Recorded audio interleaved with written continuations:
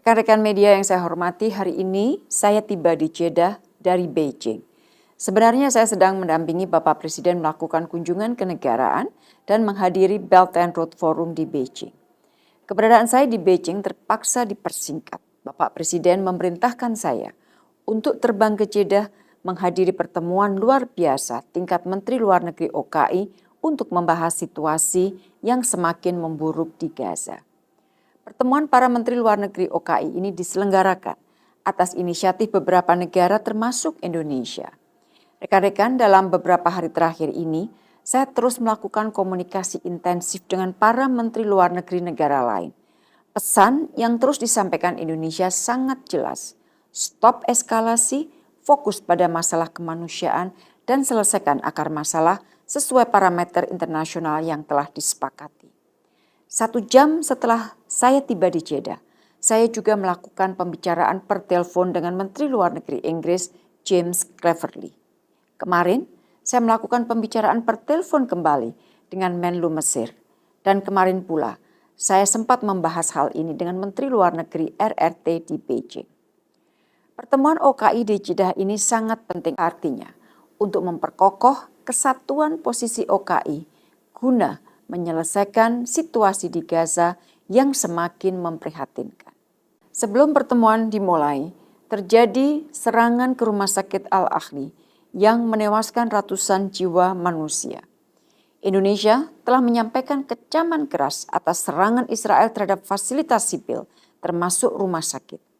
Kecaman tersebut juga saya sampaikan dalam pertemuan para Menteri Luar Negeri OKI. Selain itu, di dalam pertemuan OKI, Indonesia juga menyampaikan kecaman keras terhadap agresi atas warga sipil yang unprecedented di Gaza dan seluruh wilayah pendudukan di Palestina.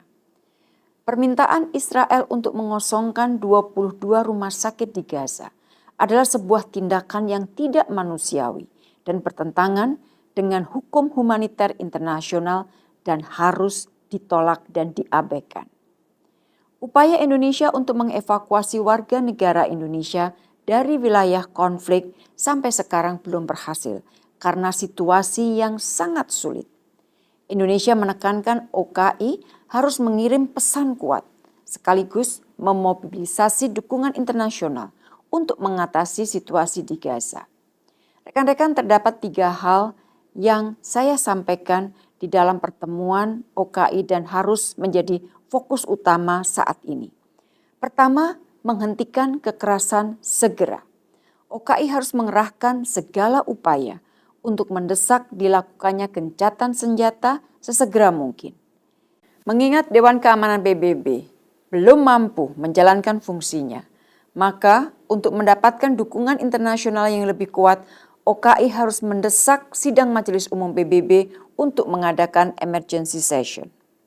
Kedua, memastikan kelancaran dan keselamatan pengiriman bantuan kemanusiaan, memblokade akses listrik, air, dan BBM, serta menghukum warga sipil, bertentangan dengan hukum internasional. Setiap detik sangat berarti bagi warga Palestina yang terancam hak-hak dasarnya. OKI harus mendesak semua pihak yang relevan untuk membuat humanitarian corridor di Gaza dan memastikan hukum humaniter internasional dihormati. Upaya apapun yang mengarah kepada pengusiran penduduk di Gaza harus ditolak. Ketiga, mengatasi akar konflik. Perdamaian abadi tidak akan tercapai tanpa terpenuhinya hak bangsa Palestina. OKI harus mendesak dilanjutkannya proses perdamaian yang berarti untuk mencapai two-state solution sebagai satu-satunya jalan. Di akhir pernyataan, Indonesia mengingatkan kembali bahwa OKI didirikan untuk membebaskan bangsa Palestina. Sekarang waktunya bagi OKI untuk bertindak dan kita harus bertindak bersama-sama. Indonesia tidak ingin melihat situasi Gaza sekarang ini digunakan oleh Israel dan negara-negara lain untuk menghilangkan isu Palestina dan menghilangkan hak-hak rakyat Palestina. Jangan biarkan Israel terus melanjutkan okupasinya di tanah Palestina. Rekan-rekan, menurut rencana pertemuan para Menteri Luar Negeri OKI ini akan menghasilkan final communique. Pada saat saya berbicara ini, komunike masih terus dibahas. Selain hadir dalam pertemuan OKI, saya juga sempat melakukan pertemuan bilateral dengan Menteri Luar Negeri Iran dan Kuwait dan berbicara dengan Sekjen OKI, Menlu Palestina, Menlu Lebanon, Menlu Brunei, Menlu Malaysia, Wamenlu UAE, Jordan, Maladewa, dan masih banyak lagi. Rekan-rekan media yang saya hormati, upaya evakuasi WNI kita di Gaza setiap hari terus diupayakan. Namun karena situasi yang masih sangat sulit, maka evakuasi belum dapat dilakukan. Hampir setiap hari saya melakukan komunikasi dengan wakil WNI kita di Gaza. Saya juga terus melakukan komunikasi dengan semua pihak dan juga dengan RC-RC yang dapat membantu dilakukannya evakuasi dengan selamat. Komunikasi kembali dengan Presiden ICRC saya lakukan kembali sebelum saya tiba di Jeddah. Semua upaya akan kita lakukan untuk dapat melakukan evakuasi WNI dengan selamat. Demikian yang dapat saya sampaikan. Terima kasih.